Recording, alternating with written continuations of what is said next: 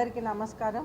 ఈరోజు మనకి శ్రీ శ్రీ శ్రీ పైడితల్లి అమ్మవారు పండగ సందర్భంగా అలాగే మనం ప్రతి సంవత్సరం ఉత్సవాలు కండక్ట్ చేయటం జరుగుతుంది. అయితే ఈరోజు మన హోమ్ మినిస్టర్ గారు, ఇన్ఛార్జ్ మినిస్టర్ గారు ఒక రివ్యూ తీసుకోవటం జరిగింది. అందరు ఆఫీషియల్స్ కూడా వచ్చారు.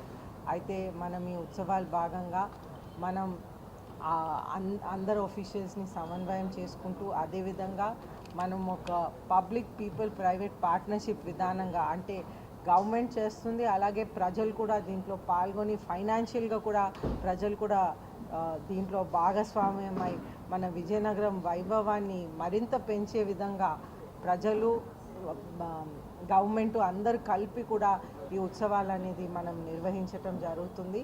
అయితే మనకి కోట కూడా ఈ 3 రోజులు 4th, 5th and 6th కంప్లీట్గా పబ్లిక్ కోసం ఓపెన్ చేయటం జరుగుతుంది. ప్రతి సంవత్సరం కూడా 2 to 3 days అలాగ ఓపెన్ చేయటం జరుగుతుంది. అదేవిధంగా ఈరోజు 4th, 5th and 6th కూడా ఓపెన్ చేయటం జరుగుతుంది. పబ్లిక్ ఎవరు కావాలంటే వాళ్ళు వెళ్ళి ఫ్రీగా చూడొచ్చు, ఫోటోలు తీసుకోవచ్చు, ఎంజాయ్ చేయొచ్చు. అదేవిధంగా మనకి ఈ 5th and 6th మనకి లేజర్ షో, స్పోర్ట్స్ యాక్టివిటీస్ విజీ స్టేడియంలో, అలాగే మనకి ఆల్రెడీ సరస్ ఎగ్జిబిషన్ ఓపెన్ అయింది. దాంట్లో పక్కన కూడా మనకు ఫ్లవర్ షో అనేది కూడా చేయటం జరుగుతుంది. అలాగే పౌరాణ నాటకాలు అటువంటి అన్నీ కూడా Lions show, Lions club, ladies club అన్ని కోట చుట్టూ కూడా మనకు అన్ని విధాలుగా కూడా కంటిన్యూగా ప్రోగ్రామ్స్ జరుగుతూ ఉంటాయి. అలాగే సంగీత కళాశాల వాళ్ళు కూడా ప్రోగ్రామ్స్ చేయటం జరుగుతుంది. అదేవిధంగా అన్ని ప్రోగ్రామ్స్ కూడా మన విజయనగరంలో ఆల్రెడీ ఉన్నటువంటి ఆదిభట్ల నారాయణ దాస్ గారు హరికథ నుంచి అన్ని విధాలుగా కూడా మనం పులివేషాలు అన్నీ కూడా మనం నిర్వహిస్తూ మన కల్చర్ని మన రాబోయే నెక్స్ట్ జనరేషన్ కూడా మనం అందించాలనే ఉద్దేశంతో కూడా మనం ఈ హిస్టరీ అనేది మనం కాపాడుకోవాలి, కల్చర్ని కాపాడుకోవాలి, నెక్స్ట్ జనరేషన్కి ఇవ్వాలి. అదేవిధంగా కూడా మనం డ్రగ్స్ తగ్గించి స్పోర్ట్స్ పెంచాలి. ఇవన్నీ కూడా మనం ప్రజల్లో ప్రోత్సహించడానికి ఈ పండుగని ఒక ఉత్సవ రూపంలో కూడా మనం ప్రజలకు అందిస్తున్నాం. అయితే ఈసారి లాస్ట్ టైం కన్నా చాలా ఎక్కువ మంది ప్రజలు రావడానికి ప్లాన్ చేశారు.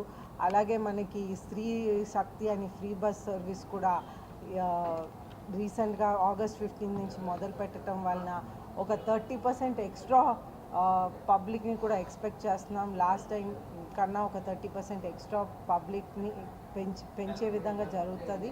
అదేవిధంగా మనకి ఆర్టీసీ బస్సులు కూడా ఒక 160 to 170 బస్సెస్ కూడా ఏర్పాటు చేస్తున్నాము.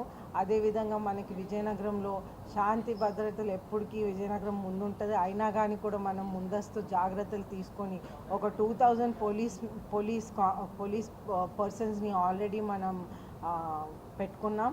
అలాగే మనకి శ్రీ పైడితల్లి అమ్మవారు పండగ సందర్భంగా మనకి టెంపుల్లో కూడా మనకి CCTV కెమెరాల నుంచి అలాగే క్యూ లైన్స్ కూడా పెంచి అదేవిధంగా క్యూ లైన్స్లో కూడా పాలు, బిస్కెట్స్ పిల్లలు కూడా అందించి అలాగే బయటికి వస్తున్నప్పుడు లోపలికి వెళ్ళే ముందు కూడా టాయిలెట్ ఫెసిలిటీస్ కూడా పబ్లిక్ కోసం అందే విధంగా మనం చేస్తున్నాము. అన్ని విధాలుగా కూడా మనం కొత్త కలెక్టర్ గారు రామ్ సుందర్ రెడ్డి గారు ఆధ్వర్యంలో ఇదంతా అద్భుతంగా జరగాలని, అలాగే కొత్త ఎస్పీ గారు దామోదర్ గారు ఆధ్వర్యంలో కూడా ఈ పండుగ అద్భుతంగా జరిగి మన విజయనగరం కీర్తిని ఇంకా మరింత పెంచేలాగా ఉండాలని కోరుకుంటూ ప్రజలందరూ ఎవరైతే దీంట్లో భాగస్వామ్యమై వాళ్ళు ఫైనాన్షియల్గా కూడా హెల్ప్ చేశారు వాళ్ళందరికీ కూడా నా ధన్యవాదాలు తెలుపుతూ సెలవు తీసుకుంటాను. Thank you. నాకు ఒక ప్రశ్న ఉంది. చిన్న శ్రీను గారిది ఏదో చిన్న క్లిప్స్ చూసాను తప్ప మొత్తంగా చూడలేదు.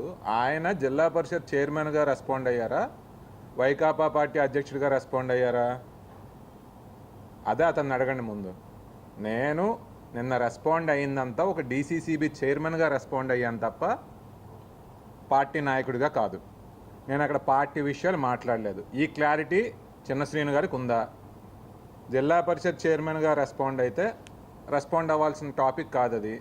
పార్టీ అధ్యక్షుడిగా అయితే జిల్లా పరిషత్ ఛాంబర్స్లో ఎందుకు పెట్టారనేది నా సూటి ప్రశ్న. నేను 2 మాటలకి స్టిక్ అవుతున్నానండి. ఒకటి, వాళ్ళు ఒక పర్మిషన్ పెట్టి, పర్మిషను ఎవరైనా ఇచ్చారా? CEO ఇచ్చారా? చైర్మన్ ఇచ్చారా? నోటి మాటతో మేము ఇక్కడికి వస్తామని చెప్పి CEOకి చెప్పారు. మేము డిసైడ్ చేసుకోవాలండి అని చెప్పిన అరగంటలో షెడ్యూల్ ఎలా విడుదల చేశారు వాళ్ళు PA. ఇది అహంకార ధోరణి అని చెప్పి ప్రశ్నించాం. ఎందుకింత అహంకారం అని చెప్పి అడిగాం. దాని మీద బొత్స సత్యనారాయణ గారిని రెస్పాండ్ అవ్వమనండి. ఫస్ట్ విషయం, మేము తగ్గే మాట్లాడుతున్నాం ఇందులో. ఎందుకంటే ఎవరైనా రూల్స్ పాటించాలి. నేను వచ్చేసి ఎక్కడికో ఈ రోజున జిల్లా పరిషత్కి వెళ్ళిపోయి అక్కడ మీటింగ్ పెట్టేస్తానంటే అయ్యే పరిస్థితి అది. CEO గారిని అడగాలి, గౌరవ చైర్మన్ గారు ఓకే చెప్పాలి, అప్పుడు నేను వెళ్ళి అక్కడ ఆ మీటింగ్ హాల్ని వినియోగించుకోవచ్చు. అవునా కాదా? మరి అదే పరిపక్వత వాళ్ళకి అవసరం లేదా? అది నా ఫస్ట్ పాయింట్. అలాగే వారి ఇంటర్వ్యూ నేను చూశాను. 30 సంవత్సరాలుగా మేము అక్కడే కూర్చున్నామని చెప్పి అంటున్నారు.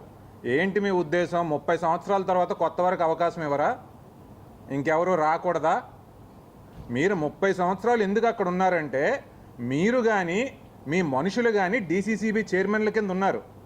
తులసి గారు కానీ తర్వాత నెక్కల నాయుడుబాబు గారు కానివ్వండి, వీళ్ళందరూ ఉండడం వల్ల వారు మీకు ఆహ్వానించారు. నేను చెప్తున్నా మళ్ళీ దయచేసి దీన్ని రాజకీయం చేయకండి.